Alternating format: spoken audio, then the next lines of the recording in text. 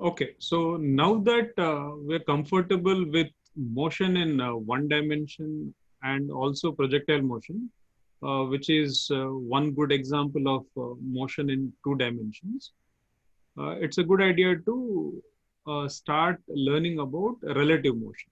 Okay. Now, in understanding relative motion, it is important to understand frames of reference. Okay, and the Newton's first law actually helps us identify these frames of reference. So, can you guys tell me what your understanding is of a frame of reference? What do you mean by a frame of reference?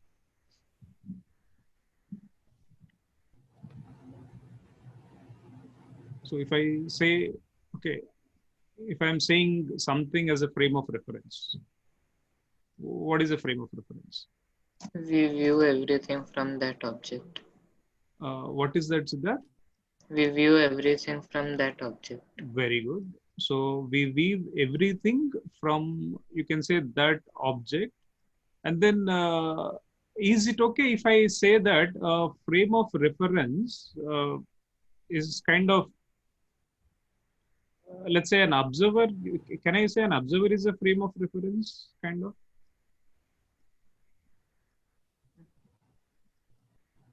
Yeah.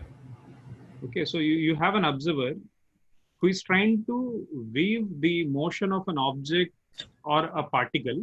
And again, I think till we start learning about rigid body motion, everything is a particle for us. Okay, at times, okay, we will get into collection of particles, but mostly we will be dealing with particles. So, an observer and a frame of reference, you can use them interchangeably. Now, to observe the motion of a particle, we definitely need some coordinate axis. Okay, so we have to have some coordinate axis. So let's say our usual, we can take our usual coordinate axis.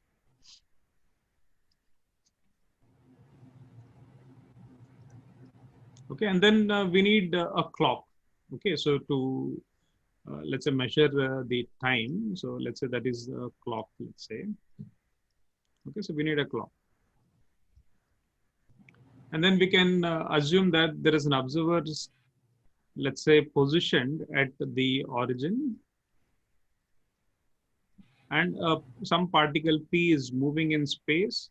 So he is observing that. Okay, he or she. Okay, he or she is observing. Now, when we say this, our observer can be at rest or can be moving. Okay, so observer can be at rest. See, observer may be moving. Okay, so observer is moving. Now, if the observer is moving, again, two things can happen. Okay, so maybe moving at constant velocity. The observer is moving with respect to another observer. Observer is moving with respect to another observer. Okay, so here things can get a little tricky, but yeah. So when observer is moving, he has to move with some other reference. Okay, so it could get into kind of convoluted, let's say, idea. It gets into some sort of like, what is a cyclic thing. Okay, or like you have to have something as the reference frame. So if the observer is moving, yes, you're right. So he must definitely move with some other reference frame. In that case, either the observer is moving at a constant velocity or with acceleration. Okay.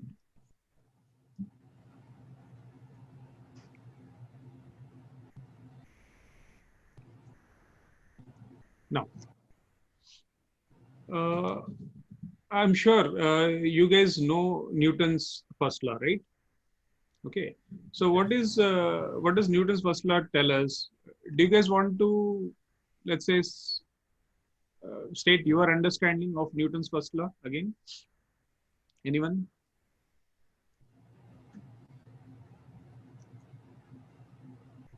So what is your understanding of Newton's first law? You need a force to change its velocity. Okay, so one way to, yeah, that's a good way to put it. Let's say if I'm just talking about a particle, maybe I'm taking, let's say there is a block, okay, which is constrained to move along a horizontal line. And then if I have to change the velocity of the block, I need a net, let's say, external force, which is unbalanced in nature. Okay. Now, Newton's first law says that now if I have a particle, if there are no forces, okay, so if I don't have forces at all, okay, so no forces,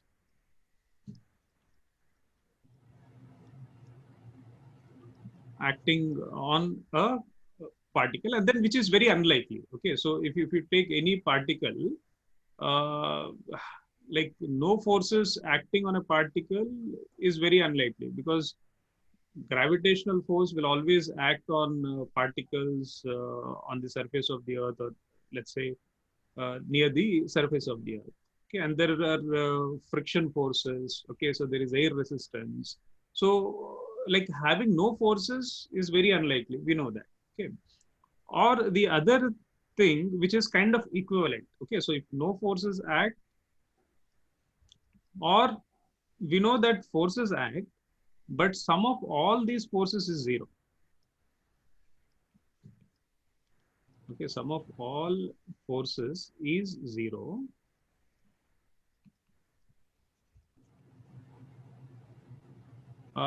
We'll have to take a vector sum here. So vector sum of all forces acting on the particle is zero.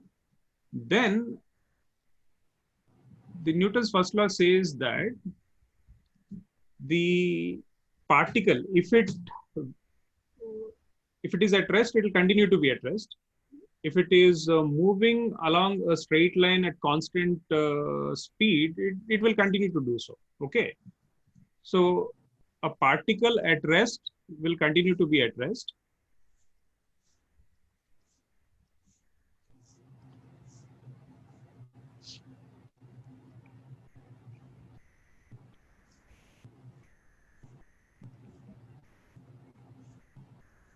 Will continue to be at rest. And okay, so the other thing is a particle in uniform motion. Okay, so a particle in uniform motion, I'll remove that, uniform motion will continue to be in uniform motion. I know, I mean, I'm writing too many words here.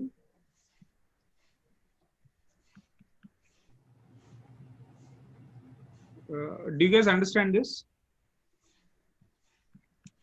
Okay, so now let's say if I write it compactly, okay, so instead of like using many words, if I try to write it compactly, if I say that if the vector sum of all forces, okay, all external forces, if this is zero, then the acceleration is zero. Okay, so that's what the Newton's first law is telling us. Okay, so the acceleration is zero. Okay, so I'm sure you understand this, right? Now, Newton's first law uh, actually, if you look at it, is really wonderful. I mean, if you think about it, what is really amazing is the second thing, okay, which is very difficult to, let's say, experiment with. If a particle is moving at constant velocity, okay, so uniform motion is constant velocity. If a particle is moving with constant velocity, if there is no external force, that particle would continue to move with constant velocity. Now, because let's say in laboratory, or let's say when we are trying to experiment, because it is very difficult to have a situation where there are no forces. So luckily what is really done is we can always, let's say, create a situation where the vector sum of all forces is 0. So that is done. Okay. So now when you do such a thing, you will notice that a particle will continue to move with constant velocity. Okay, but to really think of this is really great. I mean, Newton was able to think about this. It's a very big thing. Okay, of course, I think, let's say Galileo was also, I think, saying the same thing. Okay. Do you guys understand this so far? Okay, now what is the connection between Newton's first law and the frames of reference? If you take Newton's first law, it is used to identify the two types of frames of reference. Okay, so there are two types of frames of reference here. Abhiram, I think we talked about this, right? When we did Newton's laws? Yeah. Okay, so do you recall the two types of frames of reference? Not so much.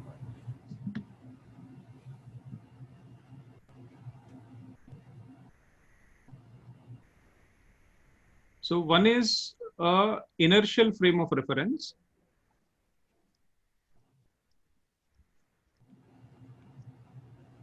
Sorry. Inertial frame of reference. The other is a non-inertial frame of reference.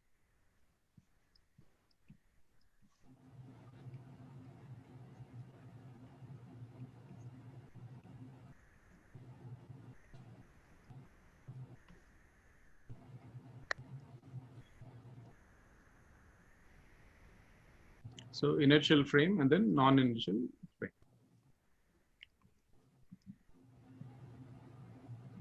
Okay. Now, the moment we take a moving frame of reference, it is definitely moving with respect to another reference frame. Now, that another reference frame could be at rest or could be in motion. Okay.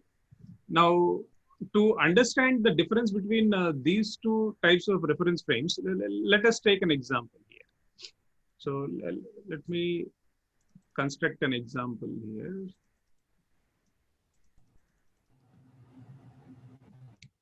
Okay, so imagine, let's say you are in a truck, suppose. Okay, so you are in a truck.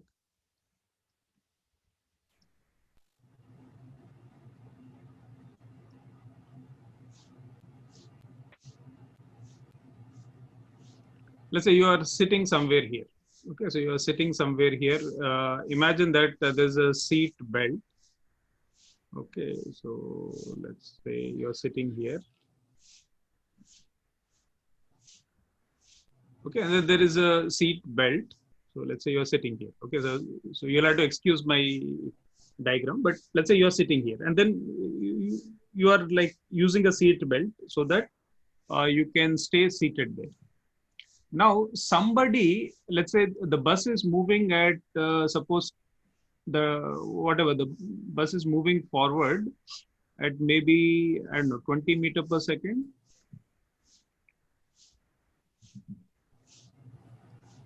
And then someone places a block on the floor of the bus. So imagine that this is some weird bus. Okay, so there are no seats. Okay, so there's only one seat. And then this floor is very smooth. Okay, so this floor is very smooth. Now forget who is placing the block on the floor. So imagine you have a mechanism to place a block on the floor of the bus. Okay, so you can take it as a bus with just one seat, or you can just take it as some truck. Okay. Now, before this block was placed on the floor, it was actually moving with the truck. Okay, at 20 meters per second. Now, the moment you place it, okay, even though the surface is smooth, that velocity will be there. Okay, so that 20 meter per second velocity will be there, right? Now, with respect to you, the block will be at rest. Okay, so if you are an observer, so let's say it is you, and then with respect to you, the block will be at rest. Now, if there is an observer, let's say standing on the ground,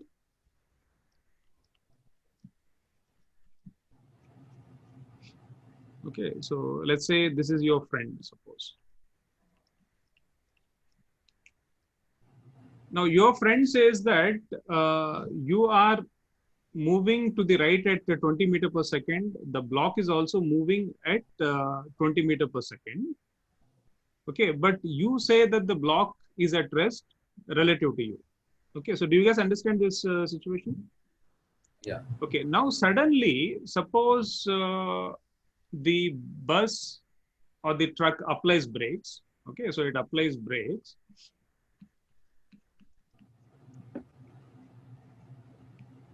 And the speed drops to, let's say, 18 meter per second, suppose.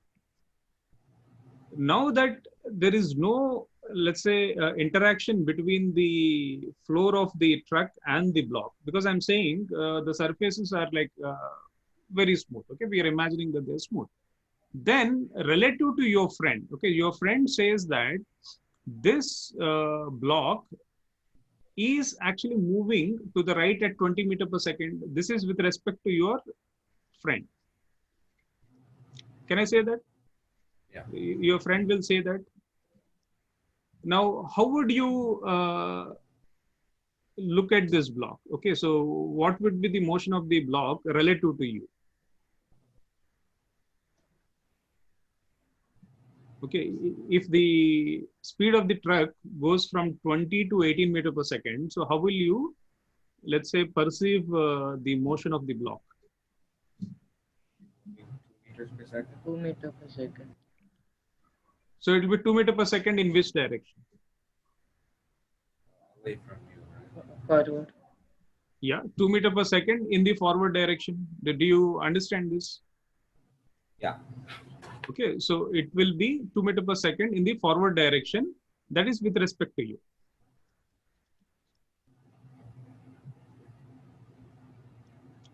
Okay. Now, here, that is after the speed has come down to 18 meter per second. Now, in this case, let's say relative to you and relative to, let's say, your friend, but let's look at it this way. Okay. With respect to you, now it has got 2 meter per second. Earlier it has 0, right? Yes. So that means the block has accelerated. Yeah. Okay, so now that the block has accelerated, but do you see any forces acting on the block?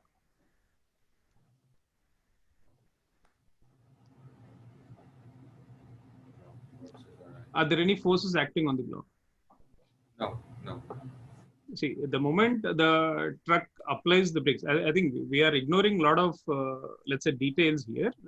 For this simple scenario, if the brakes were applied, the speed of the bus goes from 20 to 18 meter per second. So because of this, you are saying that the velocity of the block earlier was 0, now it is 2. Okay. Now your friend is saying that, okay, it is still moving at 20 meter per second. Okay. But with respect to you, the block is now has accelerated, but you don't see any forces. Do you understand what is happening? Okay. Yeah. So The bus now is here- accelerating. Yeah, the block is accelerating relative to you, or you can say it has accelerated relative to you. Now, if you look at the Newton's first law, it says that, okay, if there are no external forces, then there should not be any acceleration.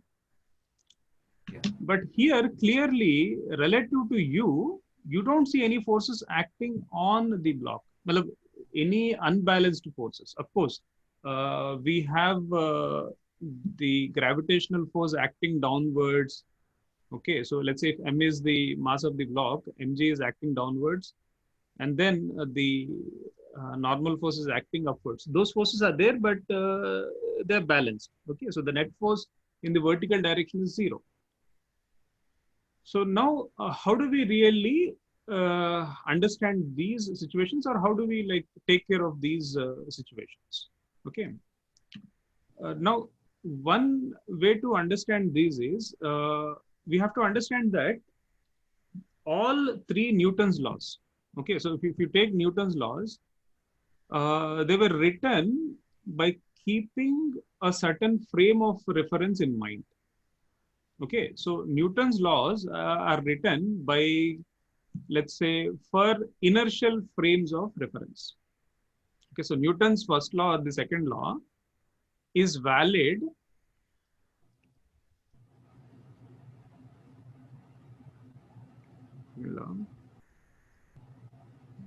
in fact, we can just say Newton's laws actually. What is happening to my eraser? So Newton's laws of motion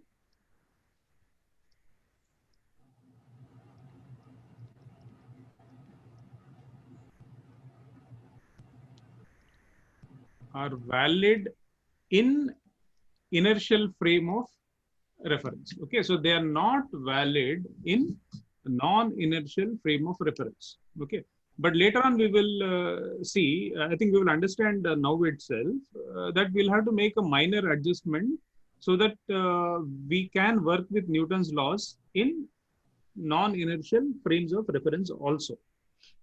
But I think we are not going to do that right now. Right now, we just have to understand that we know what a frame of reference is. We are just taking any observer and then saying that it's a frame of reference. We need a set of coordinate axes and a clock to measure the position or velocities of the particles moving in space.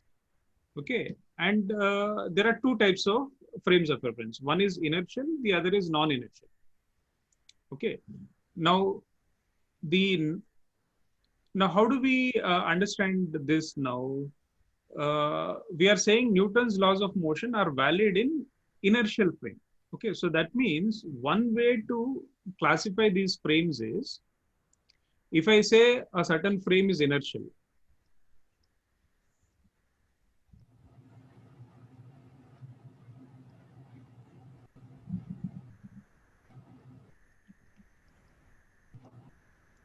it implies frame has no acceleration. Now again, if I say a frame has no acceleration, this is again with respect to another inertial reference frame. Now it gets into like kind of what do you say? It gets convoluted. Okay, so now we know that Earth is actually moving. Okay, so we definitely know Earth is moving, but for our purpose, okay, we can treat Earth as a frame which is at rest. Okay, are you guys with me? Okay, so Earth, you can treat it as a ground frame, and then you can take that as the reference, and then if you see any frame that has no acceleration, you can treat it as an inertial frame. Okay, so this inertial frame, when I say no acceleration, it is either at rest or it is moving at constant velocity. Now,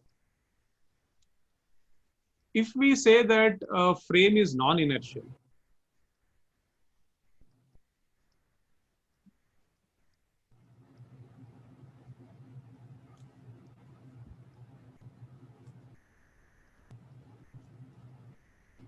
so we are saying the frame has acceleration.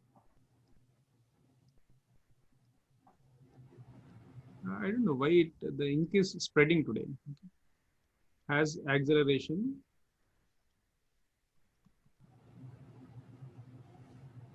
with respect to another inertial frame.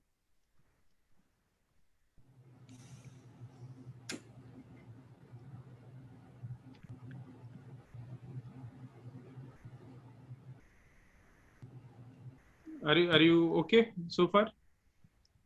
Okay. Now I think I'll just try to repeat this idea again. Let me take another example.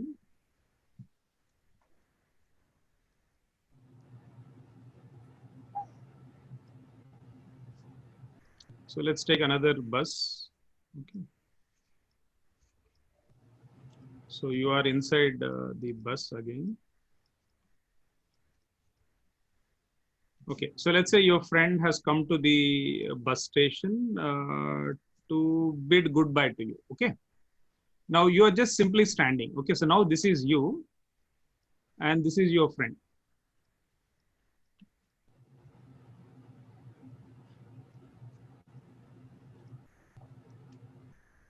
Okay, imagine, let's say you're going to stand there for a while. Okay, so suppose the bus is moving at 10 meter per second to the right along a straight road.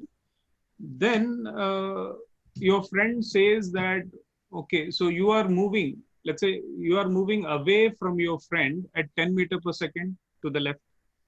Okay, if the bus is moving to the right at 10 meter per second, you are moving at 10 meter per second to the left with respect to your friend. Okay, all right.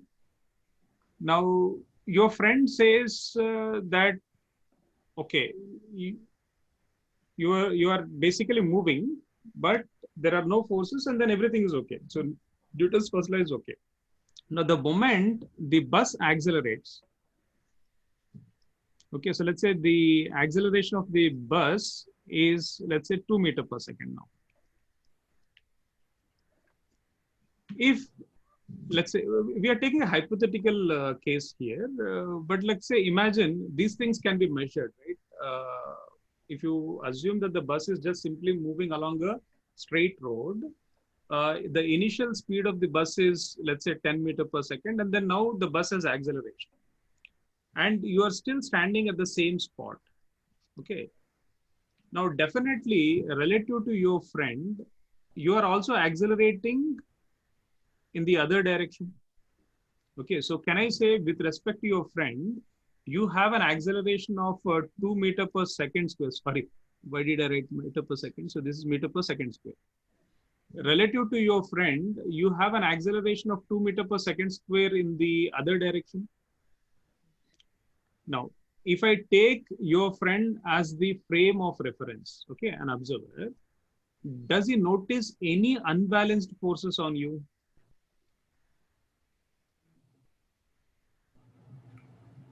No. He does not see any forces on you, right? Unbalanced forces.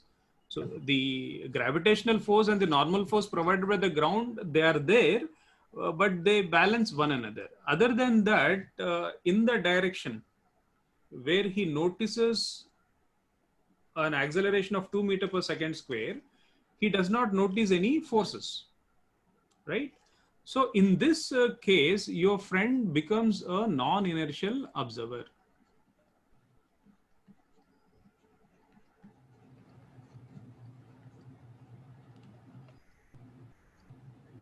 Is a non-inertial observer.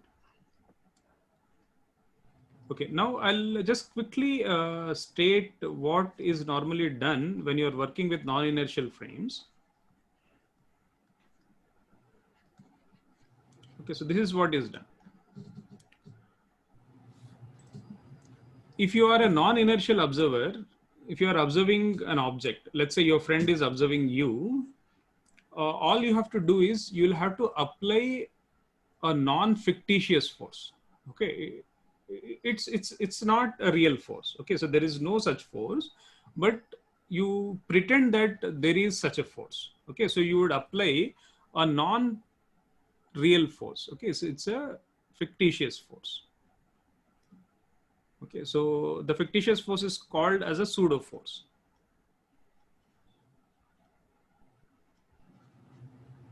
Okay, now the pseudo force has, let's say your mass is m, suppose. The magnitude of the pseudo force is mass of the object being analyzed. Okay, you are being analyzed by your friend, and the acceleration of the frame, but it is applied in the opposite direction. Okay, so the moment you apply this pseudo force in the opposite direction, your friend can actually calculate the acceleration by dividing the force by mass. Okay, so then what does he get? So if you take the pseudo force and then divide by mass, you will get this acceleration A, which is what he notices in the other direction. Are you guys with me so far? Yes. Yes. Okay, so this is what is done. Later on, when we study, let's say, Newton's laws of motion and then practice with more problems, we will try to solve problems both from the inertial frame of reference as well as the non-inertial frame of reference. Right now, because we want to study relative motion, we just want to understand that you have different types of observers. Okay, so some may have an acceleration relative to, let's say, a stationary frame of reference, or let's say a moving frame of reference, or some may not have acceleration. Okay. So are you guys okay? So I'll just state this vectorially. So if you are trying to write pseudo force vectorially, this is how you should write.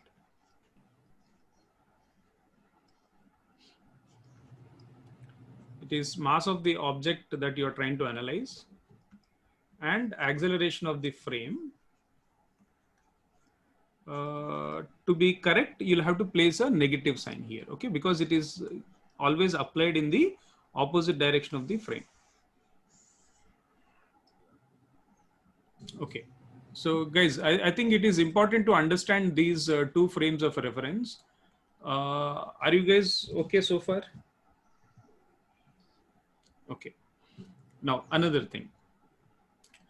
The Newton's first law is also known as law of inertia, right? Okay. Now, any object having mass has this property of inertia. When you take, so let's say any object,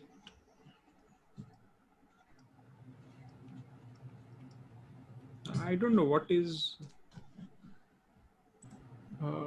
guys, I know, I mean, I notice myself repeating too many times here.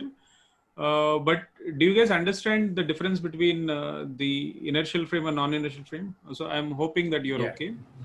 Yes. Now here, the property of inertia. Okay, so any object, I think this is better. Okay, so any object with mass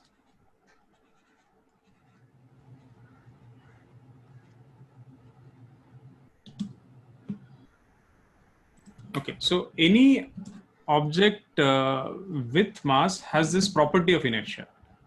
Now, what is this property of inertia?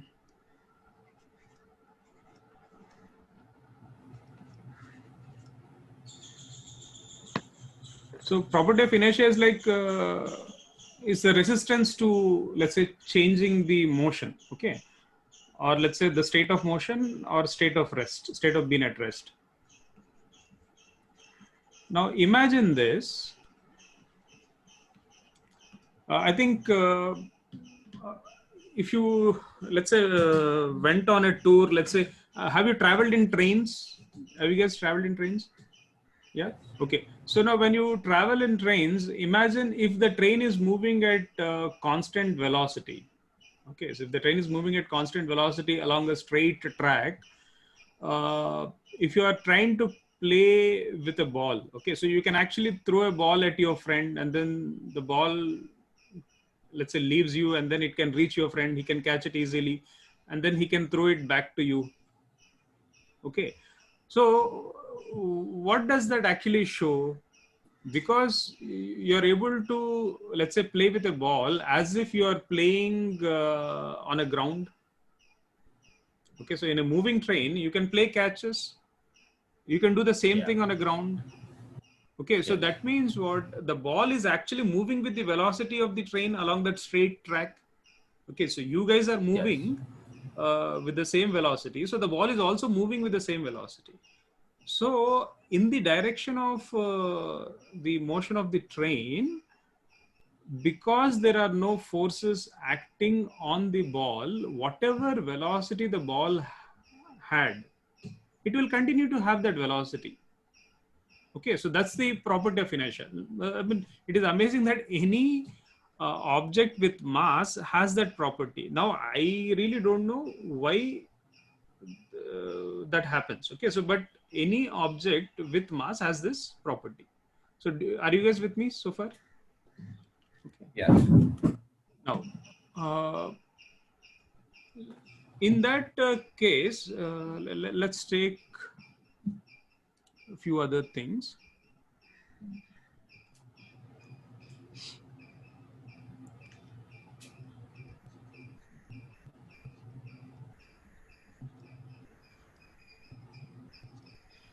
Okay.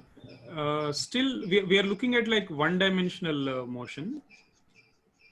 So let's say if I have a car A and then I have a car B.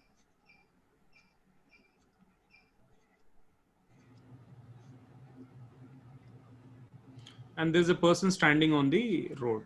Okay. So let's say this guy is at rest. Okay. So let's call him C. Okay. At rest.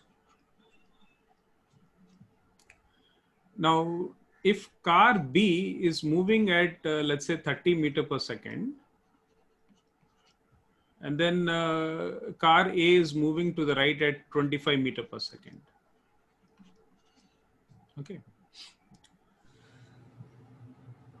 Now, can I say that, let's say the observer who is at rest and then car A will not notice any acceleration for B because B has no acceleration. It is moving at constant velocity. So if I take car A, what is the velocity of car B with respect to A? So we write velocity of car B with respect to A. So how do we read this? This is velocity of B with respect to A.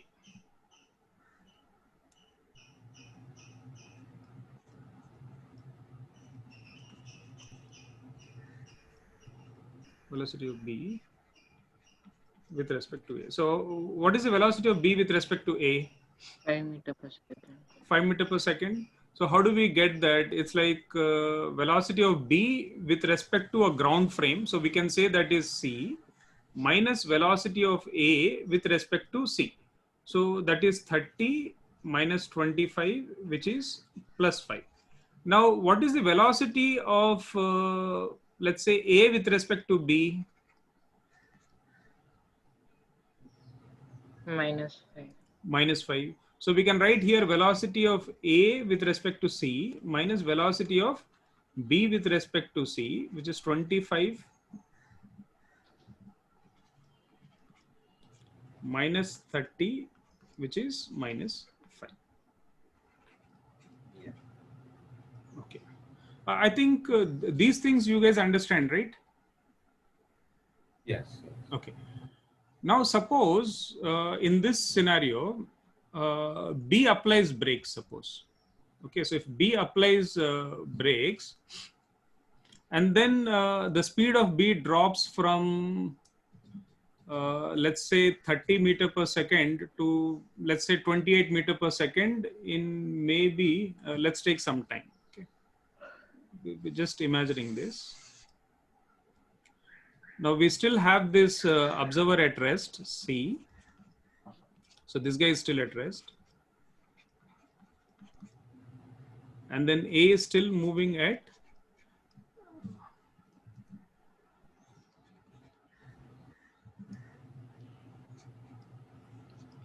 I think I need to raise a complaint with Microsoft Office. It's not working properly. So it is moving at 25 meter per second. Huh.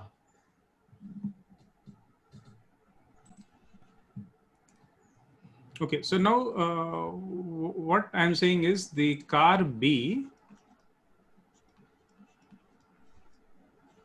It is still happening. So it drops its speed from 30 meter per second to, let's say, 28 meter per second. I don't know, maybe I'm just going to take an example of, let's say this happens in 0.2 seconds, suppose. Okay.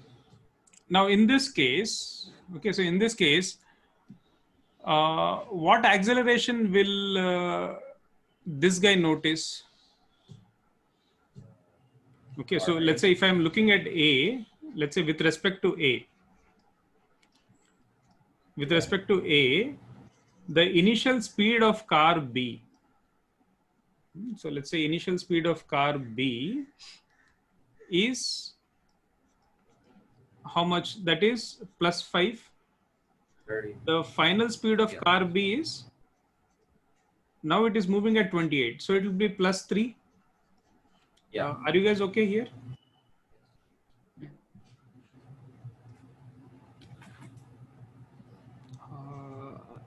Today I am in big trouble. Okay. Okay. So what is the acceleration of, let's say, B with respect to A?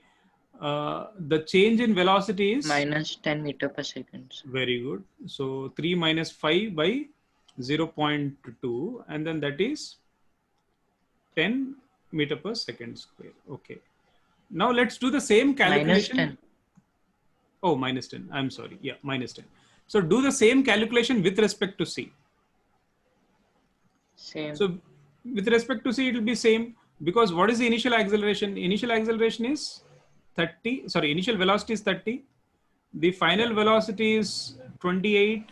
So if you do the calculation, you get the same acceleration. Now, I know this is a simple example.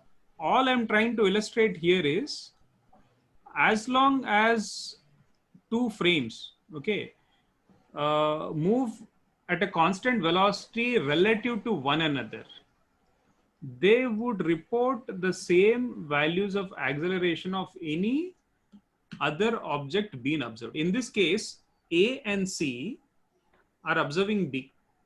Okay.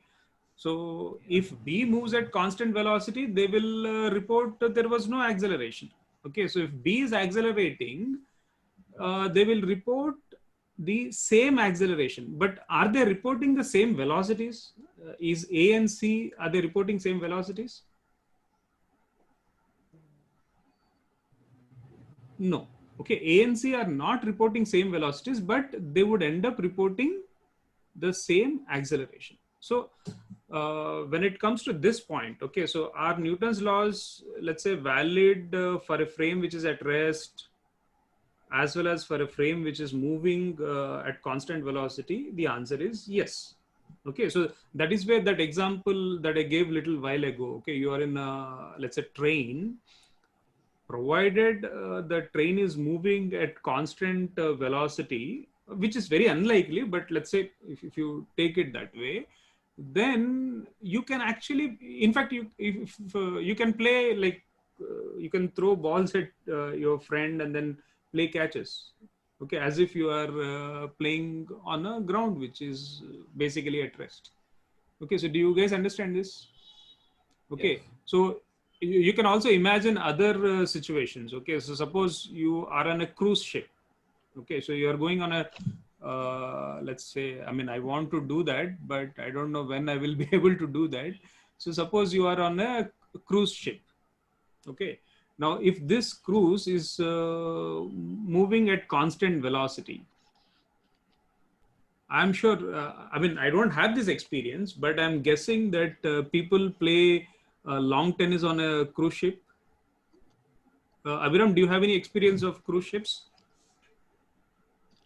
Yeah. I haven't done one. Do they play games like lawn tennis, volleyball on a cruise ship? They have golf. I don't know about like tennis and all. So they have golf?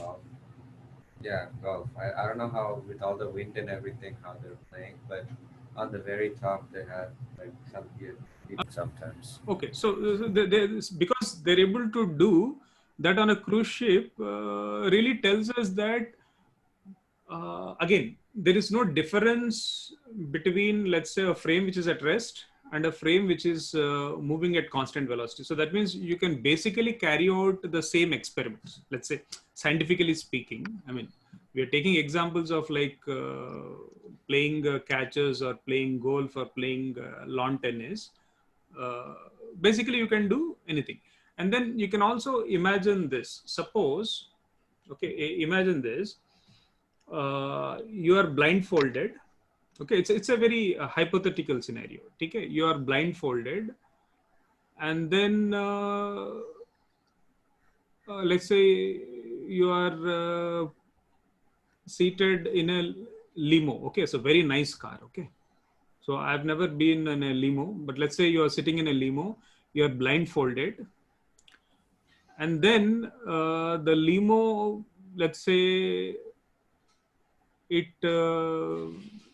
is made to move at a speed of 200 kilometers per hour, let's say. Okay, so it is made to move at 200 kilometers per hour. Now imagine this in a hypothetical scenario. All the buildings are removed around you. Okay, so you don't know this yet. Okay, so all the buildings are removed. There are no speed bumps. Okay, so there are no trees, no landscape, nothing. Now the car in which you are sitting is moving at 200 kilometers per hour, and then now your blindfold is removed. Now you are looking outside. Okay, so if you don't have any perception of sound or something, let's say, suppose, I think if the car is cruising, will you be able to know whether it is moving or is it at rest? You won't know, right? You wouldn't know, right? It's very difficult to know. And then suppose if there is a car coming ahead of you, that car is also in a similar experiment, suppose. Now, will you say that you are moving towards that stationary car, or you are stationary and the car is moving towards you? Or both are moving? So it's very difficult to, you understand? Okay, so I think understanding frames of reference is very, very important. Okay, and a kind of Newton's law actually helps us. Okay, so in this case, if I take this C and A,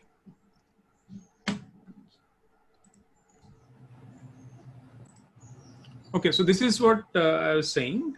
This C and A.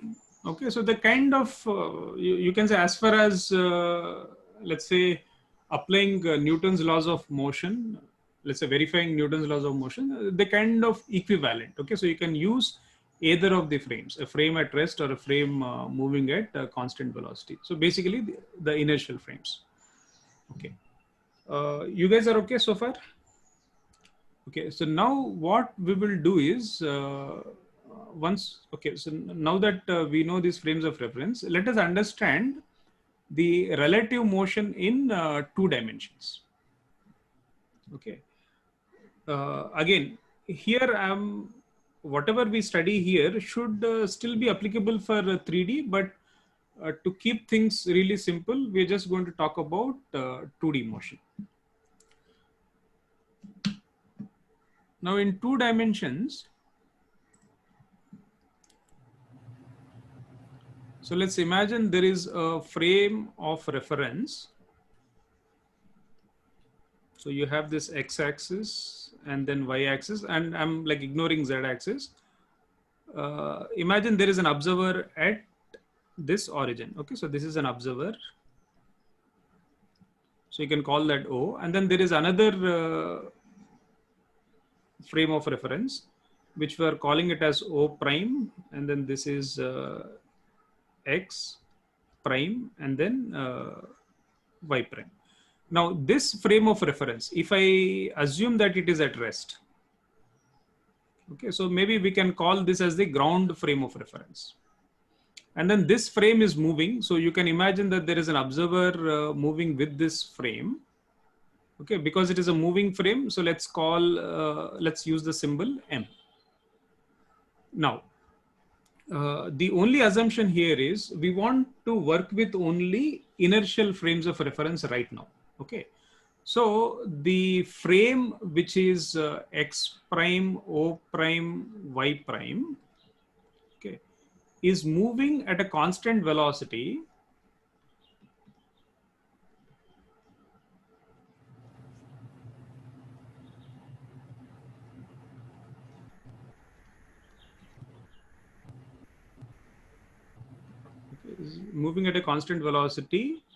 relative to frame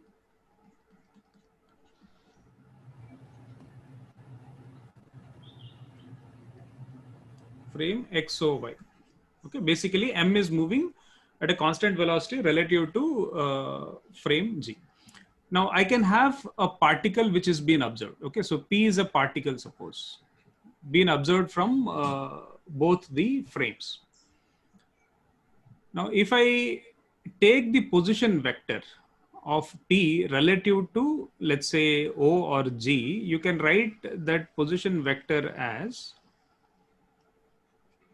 so vectorially I can write this as R P relative to G. Okay. Now, if this guy is observing, so you can write that as, let's say, this vector is R P M. Okay. And then with respect to, let's say, the ground frame, the moving frame has a velocity, a constant velocity. So at a time t, let's say this is like at time t. So we are writing everything at time t. So this vector is like R of M relative to G. So are you guys okay here? Now, if you follow the triangle of addition, okay, so by triangle of addition, I'm sure you're okay if I write it this way. So the position of a particle relative to, let's say, ground frame is equal to the position of the moving frame relative to the ground frame plus the position of the particle relative to the moving frame. Okay, but we are working with this constraint. Okay, so that the moving frame is at constant velocity relative to the ground frame. Now, if I take a time derivative, okay, so if I take a derivative, time derivative here, d by dt of the position vector here, and then I'll be doing the same here.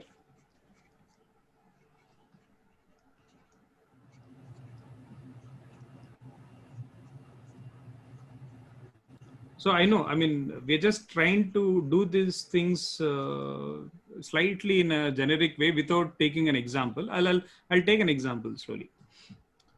So here, the left-hand side, this is definitely the velocity of the particle relative to the ground frame. Okay, and the right-hand side, this is velocity of the moving frame with respect to the ground frame. That's the relative velocity between the frames. Plus, this is the velocity of the particle relative to the moving frame. Okay, so now if I take, let's say, another derivative,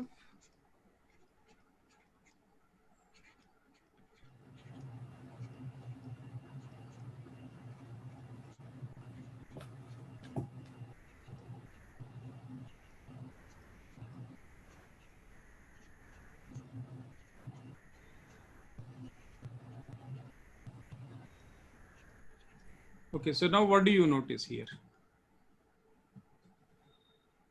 So this is acceleration of the particle P relative to the ground.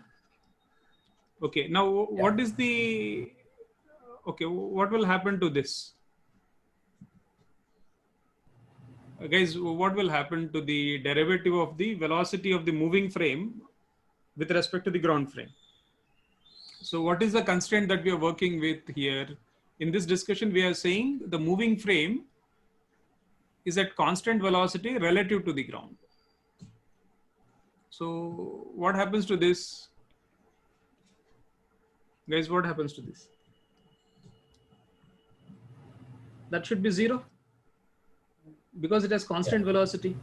Okay, again, here I'm not getting into all scenarios, but you should understand that when a vector is constant, okay, so it is constant means its direction is not changing, its magnitude is not changing. Okay, so neither of them is changing.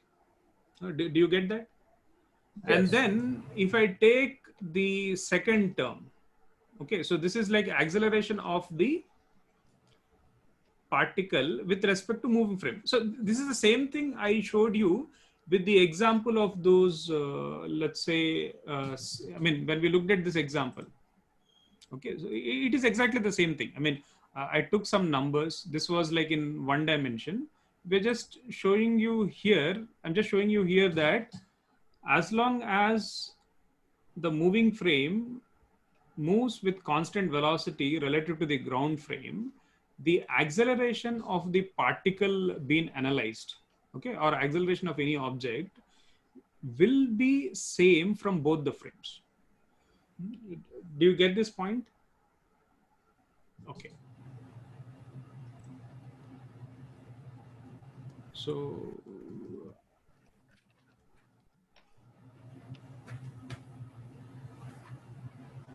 okay, so you're ready for a story, guys? Okay, so let's look at a story. So imagine this.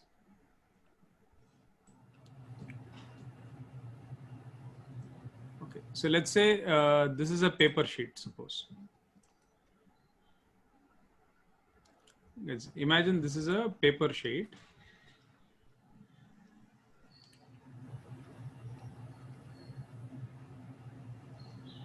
And the paper sheet has a width of 30 centimeters. Okay. The paper sheet has a width of 30 centimeters. Okay. Now, there is a ant here. Let's say the paper sheet is placed on a table. Okay. On, let's say on this long edge of the paper sheet, there is a ant here. Okay, so this is an ant. And right across the paper sheet, so if you take a line perpendicular to the horizontal line here, so this line, so there is a candy here, sugar candy. Okay, so that's sugar.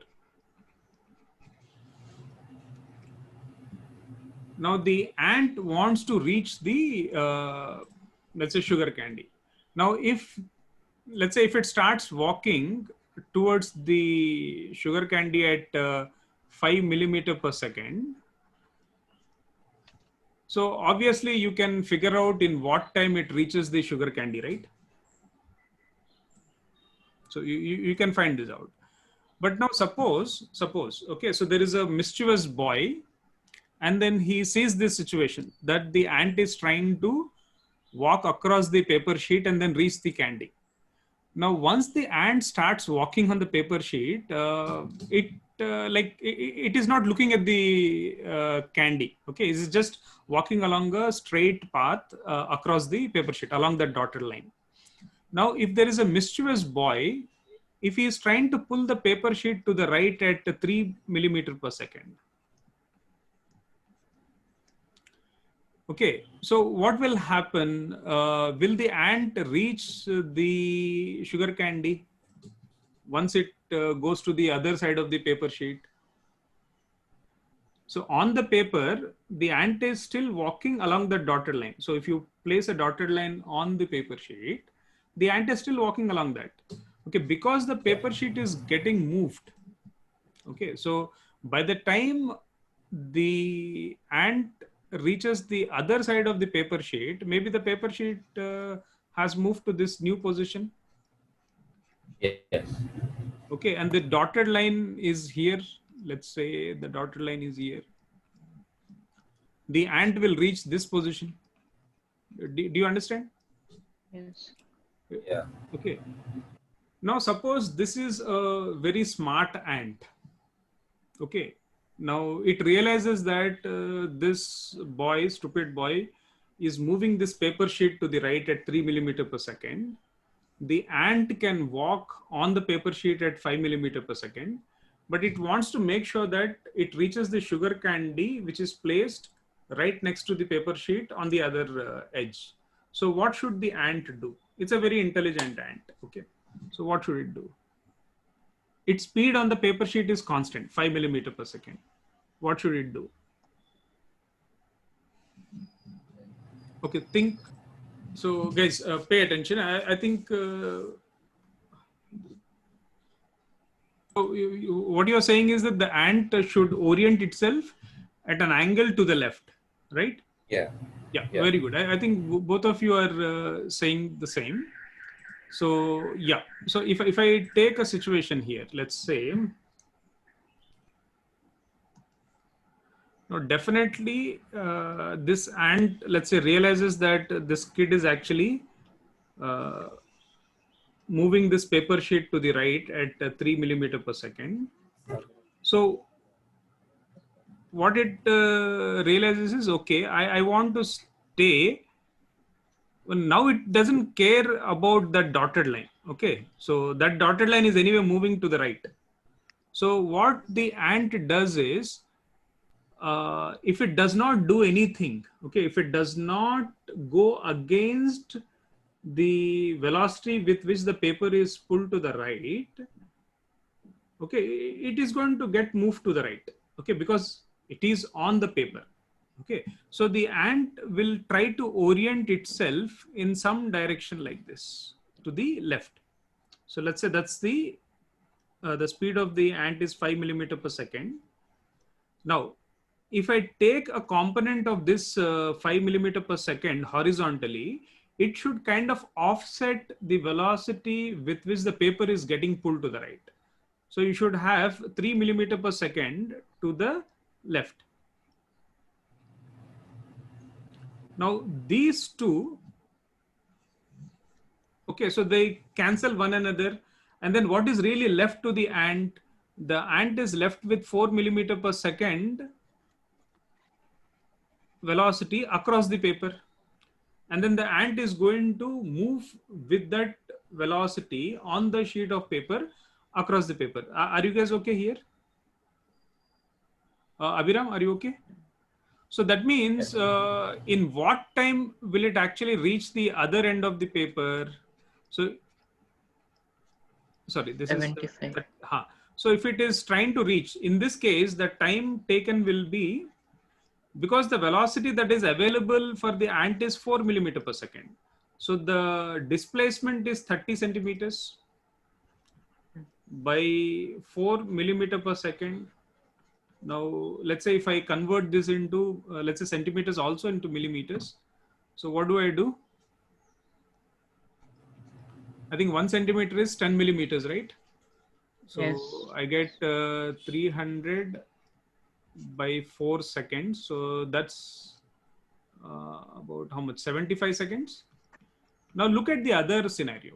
In the earlier case, if the ant does not realize that the kid was moving the paper sheet to the right, it's kind of blind. Okay, so it is just walking along the dotted line.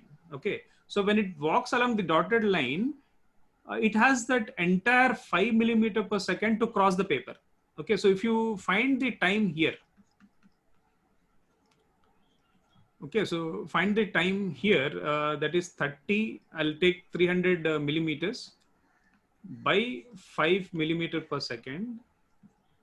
And then it actually crosses the paper very quickly, okay, compared to the second scenario.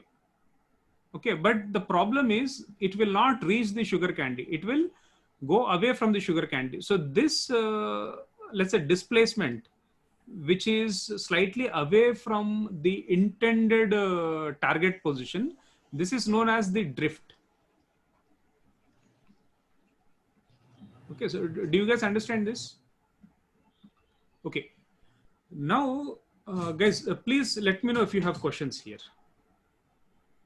Abhiram, are you okay? Yeah. I'm okay.